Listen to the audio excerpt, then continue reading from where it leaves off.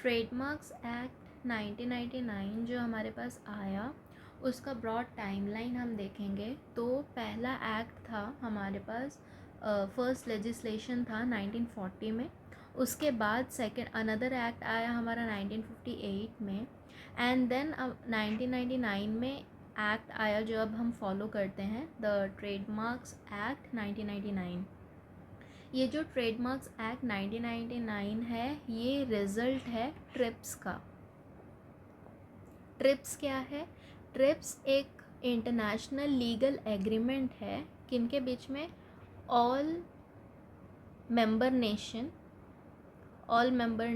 किनका? WTO का। तो जितने भी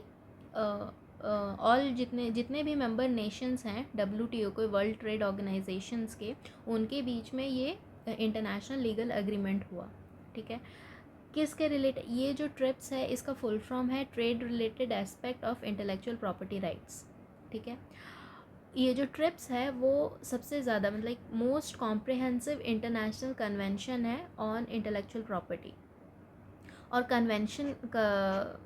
कन्वेंशन का मतलब क्या होता है कि ट्रीटी होता है, मतलब दो या उससे ज़्यादा कंट्रीज़ के बीच में रिटन अग्रीमेंट हो। ठीक है, उसके बाद आता है कि मार्क क्या है। मार्क का मतलब क्या है? तो मार्क जो है सेक्शन 2 क्लॉज 1 या सब क्लॉज M में डिफाइंड है, ट्रेडमार्क्स एक्ट 1999। तो उसमें बताया गया है कि मार्क के अंदर क्या क्या इंक्लूड होगा। ठीक है, ये इसका जो डेफिनेशन है इंक्लूसिव है। उसमें name, ticket, signatures, word, letter, numeral, shape of goods, ये सारे कुछ आते हैं मार्क्स में।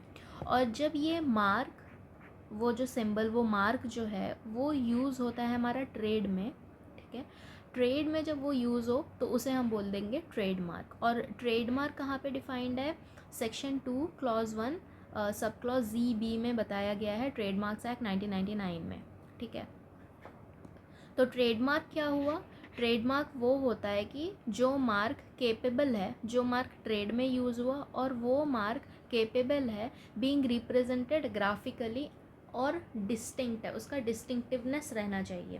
पहले के वीडियो में हमने डिटेल में बताया गया कि ग्राफिकली कैसे रिप्रेजेंट होता है और डिस्टिंक्ट कैसे रहता है। ठीक है,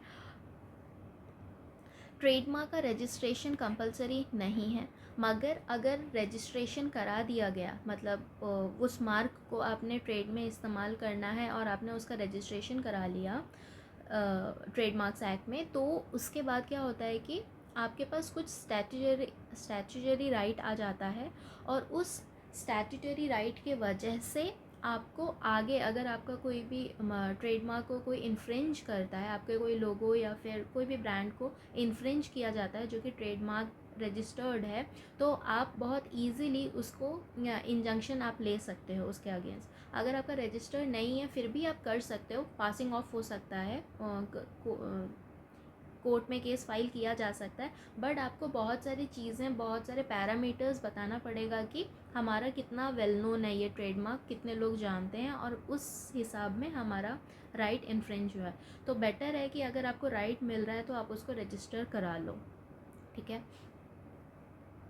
ऐसे अभी देखिए फॉर एग्ज़ाम्पल अगर हम लोग हर जगह पे, मतलब ऐसे पढ़ाने के लिए या फिर कहीं डिस्कशन करने के लिए अगर हम इस्तेमाल करें पिक्चर्स को, तो क्या वो भी इन्फ्रिंजमेंट माना जाएगा? नहीं, वो इन्फ्रिंजमेंट नहीं माना जाएगा, क्योंकि हम यहाँ पे ट्रेड के लिए इस्तेमाल नहीं कर रहे। अगर हम ट्रेड बिजनेस के लिए इस्तेमाल करें तो इस्तेमाल करने से पहले हमको वो लाइसेंसिंग फ़ी देना पड़ेगा, तब जाके हम उसे इस्तेमाल कर सकते हैं।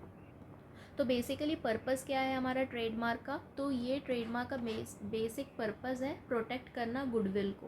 ठीक है, गुडविल क्या होता है कि ये प्रोडक्ट जो भी चीज़ है उस चीज़ के साथ वो नाम कितना पॉपुलर है, उस नाम की आइडेंटिटी कितनी ज़्यादा है, लोग कितना ज़्यादा एसोशिएट कर पाते हैं। ठीक है, और ये जो गुडविल है ये आपको एक्वायर करना पड़ता है। ये ऐसा नहीं है कि ओवरनाइट आपको मिल जाएगा गुडविल किसी भी चीज़ पर, नहीं, ये टाइम लेता है, बहुत सारी चीज़ें, वक्त लेता है, पैसा लेता है, तब जाके आपका एक गुडविल, आप उस ब्रांड आप बना पाते हो, उस चीज़ की आपकी गुडविल बन जाती है। ठीक है, और ये ऑटोमेटिक नहीं होता है। और आपका जब गुडविल आ जाता है तो आप उस गुडविल के ऊपर अपना ट्रेडमार्क रजिस्टर करवा लोगे, ठीक है। आप अपना ट्रेडमार्क को रजिस्टर कराओगे, प्रोटेक्शन उसको चाहिए, ठीक है। फॉर एग्ज़ाम्पल अगर हम देखें कि अगर मैं ऐसा सिग्नेचर करूँ अपना, तो इसका क्या गुडविल है? कुछ भी नहीं है, कोई भी गुडविल नहीं है, क्योंकि कितने ही लोग जानते हैं ये सिग्नेचर को, या आप और मैं, हमारे सिग्नेचर कितने ही लोग जानते हैं। बट अगर कोई फेमस लोगों का जैसे मिस्टर सचिन तेंदुलकर हो गए, विराट कोहली, मिस्टर विराट कोहली हो गए, या कोई भी पर्सनालिटी जो बड़े हैं, जिनकी गुडविल बहुत ज़्यादा बन चुकी है, अगर वो अपना साइन करते हैं कहीं पे, तो उसका ट्रेडमार्क, वो अपना सिग्नेचर का भी ट्रेडमार्क करा सकते हैं, ठीक है। क्यों? क्योंकि उनकी सिग्नेचर की उतनी गुडविल है, उतना लोग रिकॉग्नाइज़ करते हैं, उनको लोग जानते हैं, ठीक है। और फंक्शन क्या होता है ट्रेडमार्क का? मेन फंक्शन जो है, 4 मेन फंक्शन है। एक आइडेंटिफिकेशन, दूसरा सोर्स के बारे में पता चलता है, तीसरा क्वालिटी पता चलता है, और चौथा है एडवर्टाइजिंग होता है। फॉर एग्जांपल अगर किसी के पास आईफोन है, तो आईफोन के पीछे में हाफ ईटन एप्पल बना हुआ है, तो उससे हमें क्या पता चलता है कि अगर एक फ़ोन के पीछे कोई भी हाफ ईटन एप्पल बना हुआ होगा, तो हम क्या समझेंगे कि ये फ़ोन, ये प्रोडक्ट जो है ये एप्पल का है।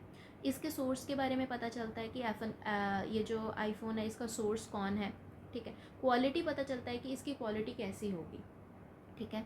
और एडवर्टाइजिंग, तो ऑफ कोर्स उसकी एडवर्टाइजिंग हमें पता चल जाती है कि अच्छा ये जो है, तो मतलब अपने आप उस लोगो से, वो कहीं पे भी लोगो बनाया जाए, कोई भी मतलब मार्केटिंग के लिए इस्तेमाल किया जाए, तो वो मार्केटिंग के लिए वो अपना सिंबल इस्तेमाल करेंगे, ठीक है। वैसे ही अगर और एक एग्जांपल ले, जैसे कोई स्कोडा की गाड़ी है, ठीक है, तो स्कोडा का अगर मैं अभी स्कोडा बोल रही हूँ, तो जो लोग फैमिलियर हैं तो उसका सिंबल आपकी आंखों के सामने आ जाएगा, कि और आप उसका सिंबल ही देखते ही आप बता दोगे कि ये स्कोडा का सिंबल है। फिर गाड़ी उसका देख लोगे तो ये स्कोडा की गाड़ी है, आप जान जाओगे। उसका सोर्स क्या है, तो ये चेक रिपब्लिक की ऑटोमोबाइल है, वो जान जाओगे। क्वालिटी कैसा है, तो आप जान जाओगे कि क्वालिटी कैसा है, थोड़ा हाई मेंटेनेंस एंड कार है, ठीक है। उसका लोगो देखने के बाद अपने आप उसकी एडवर्टाइजिंग हो जा रही है, ठीक है। ये जो ट्रेडमार्क है, एक्चुअली देखा जाए तो आईपीआर जो है, हमारा इंटेलेक्चुअल प्रॉपर्टी राइट जो है, वो काफ़ी इवॉल्विंग लॉ है, मतलब दिन ब दिन ज़्यादा इवॉल्व हो रहा है, बढ़ रहा है, ठीक है। ये जो हमारा ताजमहल पैलेस होटल है, ठीक है, मुंबई में, इसने सबसे पहले एक्वायर किया था ट्रेडमार्क आर्किटेक्चरल डिज़ाइन के ऊपर। मतलब ये जो डिज़ाइन है, ये डिज़ाइन सबसे पहली बार मतलब सबसे पहला बिल्डिंग है इंडिया में जो कि रजिस्टर हुआ था डिज़ाइन के लिए, ठीक है। तो ये आर्किटेक्चरल डिज़ाइन जो है, अब ये कोई भी इस्तेमाल नहीं कर सकता जब तक परमिशन ना लिया जाए, ठीक है।